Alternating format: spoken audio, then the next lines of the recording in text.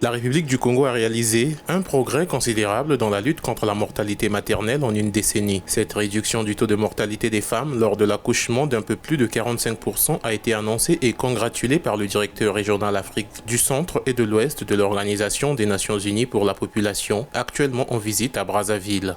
Le Congo a fait un saut qualitatif important sur une décennie. Et le Congo a réussi quand même à afficher une réduction de plus de 45% des décès maternels. Et c'est un taux d'ailleurs un peu inférieur que la communauté internationale a réalisé en 25 ans.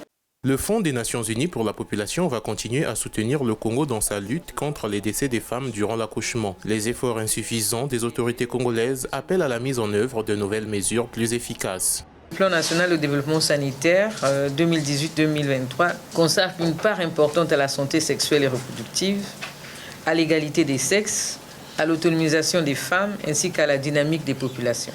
Le deuxième point d'échange consiste le projet Philips, dont nous sommes assez fiers, que nous appelons le projet Eboteli, un programme d'amélioration de la santé reproductive maternelle, néonatale, infantile et adolescente. Il y a environ 10 ans, en 2009, le Congo faisait partie des pays d'Afrique subsaharienne où le taux de mortalité maternelle était le plus élevé, soit 781 décès pour 100 000 naissances, alors qu'une femme sur 4 700 court le risque de mourir de complications liées à la grossesse dans le monde industrialisé. Mais en Afrique, c'est une femme sur 39 qui court ce même risque.